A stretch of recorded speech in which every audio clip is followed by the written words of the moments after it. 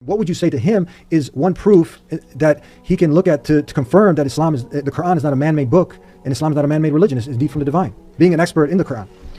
Well, lots can be said. I'd start off by my own journey to share Can you hear him? a couple of things. Can you hear him, Andrew? I can hear, yeah. Okay. Nice talking to you. I think that what I like to do when I meet with audiences, professors of other faiths and intellectuals, anybody, is that I like to invite them to explore the Quran, intellectually and critically. That's an invitation that the Quran gives.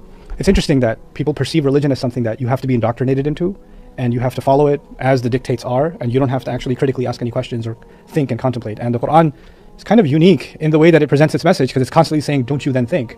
Don't you contemplate? Haven't you asked questions? This is a book for those who seek to have answers. It's not actually asking you to shut your brain off and accept what it's saying. It's actually asking you to contemplate its message. So it stands really unique in that sense. My own, since it offered that invitation to me, I didn't come to the Quran first as someone who believes in it. I wanted to figure this thing out and try to make sense of it. And many of the things that I struggled with in philosophy when I was a student of philosophy, they started getting unraveled as I was getting deeper and deeper in my study of the Quran. It just started kind of untying a lot of those knots. And it's also remarkable that some of the biggest addictions that people suffer from, every one of them is targeted one after the other in the Quran. Right? Some of the things that plague humanity more, like gambling, for example, alcohol, for example, intoxication, for example. Like each of these things is targeted, and you think it's not just solving a Muslim problem, it's solving a human problem. It's solving a societal problem. It's solving a global problem by targeting each of these specific things. The other thing that really fascinated me, I ended up writing a book on it, ended up getting taught around the world. Alhamdulillah, it's even being used in one of the Islamic studies courses at Harvard now, is Divine Speech. It's a book I dedicated along with my student to why am I believing that it's divine? What's making me think this? And I wrote it for a non-Muslim audience, actually. It's a little bit academic, but the point of it was there are elements to this book and the way that it's structured, that if you went to the library or you got on Amazon and bought yourself a translation of the Quran, you started reading it, you think the subject is kind of going all over the place. Right? It's not staying on the same subject. Right? It's saying some profound things, but the organization seems unlike anything I've ever read. And that was one of the things that baffled me at first. Like, why is it organized in this way? And so one of the areas of my study became the organization of the Quran. Why is it organized in this way? Why is God talking in this disarray? And what I discovered was something absolutely breathtaking, that it's got a symmetrical structure. That you'll have a chapter, for example, that's hundreds of verses, like Baqarah is 286 verses. It's an oral tradition, so it wasn't written first, it was recited and pronounced and memorized in that way. Amounts to about 50 pages in Arabic, right?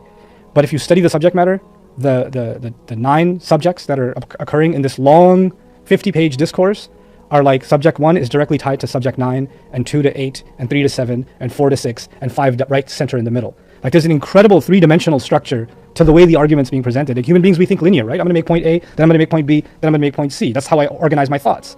And unless you write something down and say, you know what, I'm gonna do this, and just for fun, I'm gonna do A, B, C, and then go C, B, A, right? Even doing that in 6 sentences is hard for me as I'm sitting here talking to you, because my brain isn't wired that way. But this millennium and a half old tradition has got multiple surahs and multiple chapters where this kind of a structure is demonstrated over and over again, and other kinds of structures are like, this is not possible for a human being to do. Linguistically, it's not possible. I'm a student of linguistics. It's just not possible. These kinds of structures, this kind of organization. That's one of the things I wrote about in the book, and I ended up teaching courses on this stuff.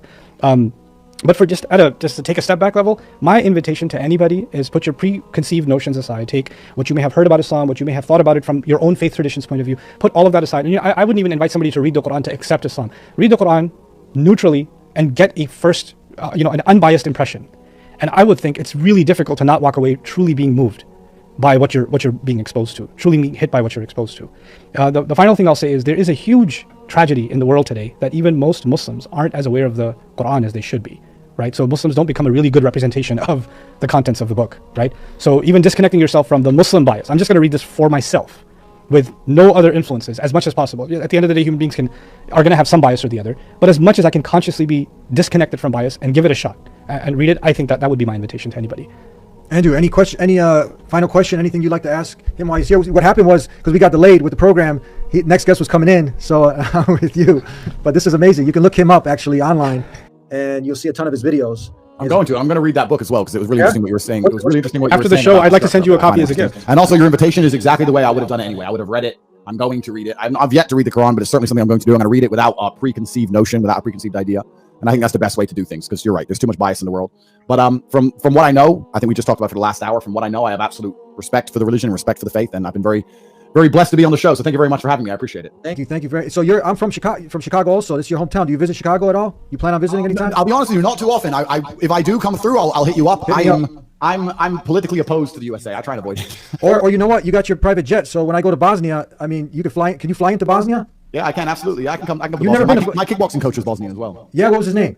Amir Subasic or Subacic. I don't know how he said Subasic. Okay. call Yeah, him. I know most. I know most of the top guys over there, the kickboxers and everything. They'd probably love to. So, but you never visited Bosnia. Did you ever? I've yet to visit, but I've heard it's an absolutely beautiful place, and the Bosnian people are some of the most resilient, dangerous. They're the Bosnian people you don't want to mess with. The Bosnians. Would you ever consider taking a trip? How long is the plane ride from Romania to Bosnia? Hour and a half. It's not far. Yeah. How about if I get your invitation, you come down? Is it possible? How much advance notice would you need? Let's keep talking about it. Let's do it sometime this summer for sure, bro. Let's do it. Okay. It was an honor. Very nice talking with you, brother. Thank you, my friend. All right. Thank you. God bless talking to you. you. All right. Peace.